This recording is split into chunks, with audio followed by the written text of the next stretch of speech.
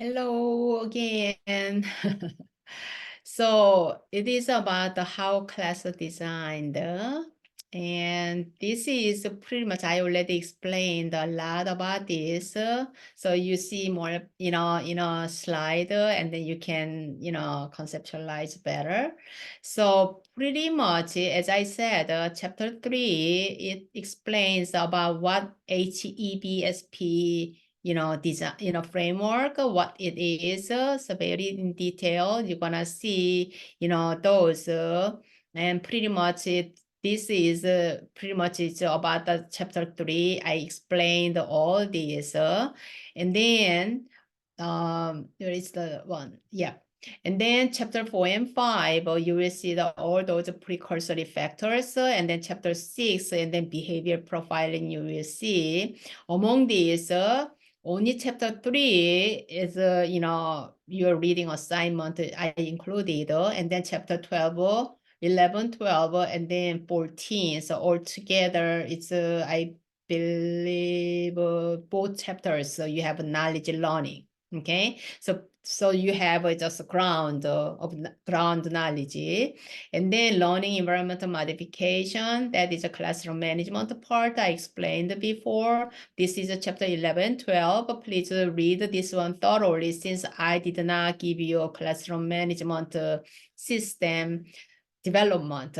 So that is pretty much my common assignment, but I skipped this one. So you teach yourself through chapter reading. And then last one is a EBSP system. And then I explained the chapter 12. Somehow you need this knowledge. And then 14, because so you're gonna develop the how to, provide a diagnostic education for the child, the cognitive part, and then academic part, and then, behavioral part. You're gonna follow all these systems. So pretty much this is the main design of a, course framework. And then next one, this is assignment, okay, this is assignment, and you have a knowledge learning 4 chapters, so you have it. And then project 1 is a functional behavior assessment, this integrity study. Please read this template carefully, okay? So you will find the child, and then the child, this functional behavior assessment, you wanna read their, document, and then you wanna answer my templates, okay? I already just gave you what, what is this, what is this. So easily you read my template and then review this, their files, and you don't find any information, you can just honestly write it. It's empty, not written and not covered. So you could say it and then all covered one, and then you can write the covered one. Okay, and then next one is data profiling, and that's a chapter 2. I told you this is all about the data collection part.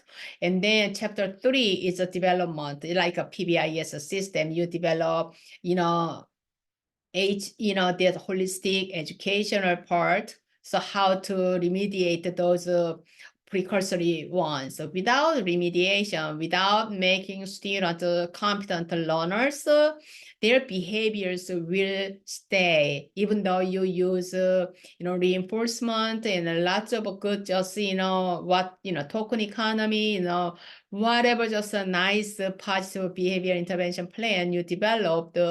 If students are still, as a student, because children are students, right? Students go to school to learn. However, if they do not function at school, they cannot be solid, competent, smart learners, and then they feel bored. What else they can do in schools, right? So they can play by themselves, or they can make jokes, and then they walk around, move around, running around, and scream and blurt out, and then they're sarcastic or clowning, all kinds of behaviors that they will do. Because the children just, it is very, very difficult for children to endure boredom. They feel bored, and they can't stand that. That's the nature of human animals, right? And then they will play themselves. They will entertain themselves. And then to teachers and to adults, those are the all behaviors. So these are the 4-1, you're gonna have. So this part, this clip is very simple because I already explained the whole in the beginning. So you understand and over. So I hope, after this, you understand, what you expect to do. Okay, so I'm gonna stop here.